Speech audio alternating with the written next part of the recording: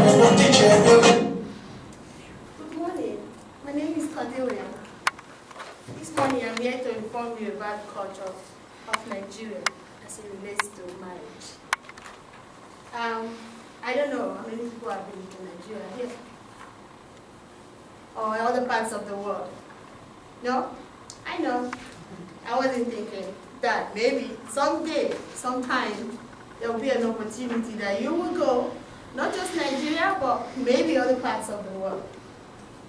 According to a study done by the Department of Curriculum Studies in Nigeria, I quote, a student who is not positively disposed to his social-political background, social-cultural background, will find it very hard to learn his field, no matter the discipline.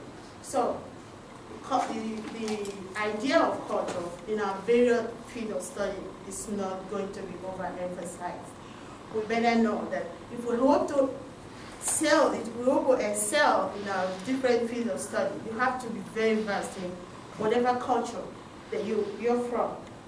In that note, my topic today is marriage and how we are giving a marriage in my native culture, Nigeria.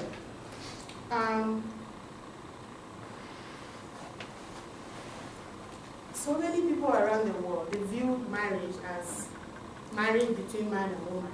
But in my culture, we view it as marriage between families because we believe that that strengthens the extended family structure. So it's not just the nuclear family thing. We believe that when you marry to a family, you're marrying everyone there. As a woman, you're supposed to respect whoever you're meeting there, no matter the age, the sex orientation of whoever is in the family. So my topic, like I said, is marriage and how we're giving a marriage. Today, I want to let you know that there are different types of marriages around the world. But today, you know about the ones that are readily done in Nigeria, which is the traditional. That one we pay a lot of respect to it. The civil and the religious marriage.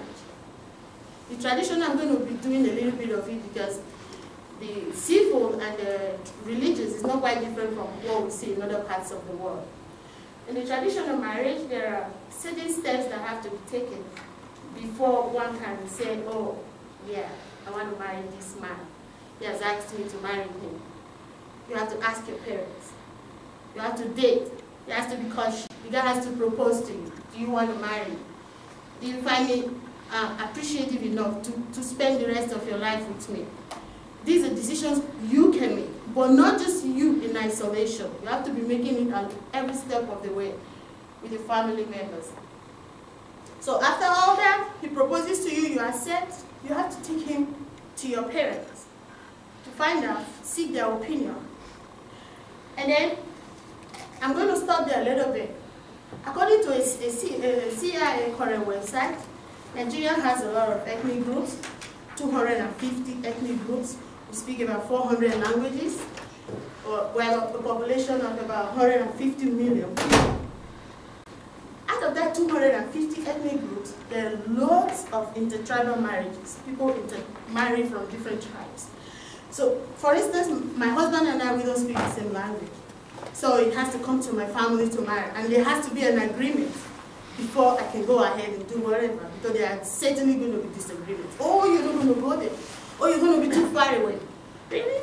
So, when all these things are done, there's going to be wine carrying ceremony, pay my bride price. We respect the value of bride price in Nigeria. When a woman wants to marry, you have to go and pay bride price by giving valuable goods to the family for a job well done, raising the girl. And eventually, when she agrees, there's going to be demand on the day of the traditional wedding. The people are going to be gathered. And there's a symbolic cup that is given in my culture. You're giving to the girl, fill it with a palm wine. Palm wine is symbolic because it tastes very sweet. And we're hoping that, and we're wishing that you enjoy that marriage as sweet as that wine in that cup. So you're going to be looking for your husband, like we gathered in the class, looking for him. And your friends are going to be with you to help you find him and give him the drink. And then you're on your knees. And then he helps you get up to take the drink to the people. So, to her father, you give the drink, and he blesses both of you. and then both of you can dance and entertain the people. There's another one, polygamy. Men marry a lot of women in Nigeria, and that is in Africa. It's legal, it has legal backing, but according to the Christian faith, you can marry one wife. The Muslim religion allows for more than one wife. So there's a lot of debates around this issue, but there still have not been a common ground. People have not come to agree because men, they don't want to, they think that when they marry more than one wife, they give the women the opportunity to compete and be able to find out where they are and find their level in the society. You have religious, you have civil. Those are church wedding, and they're not different from what happened. So I wish the time was longer, but I wish to show you some of my visual presentations that I brought to this class today. It'll just take a while.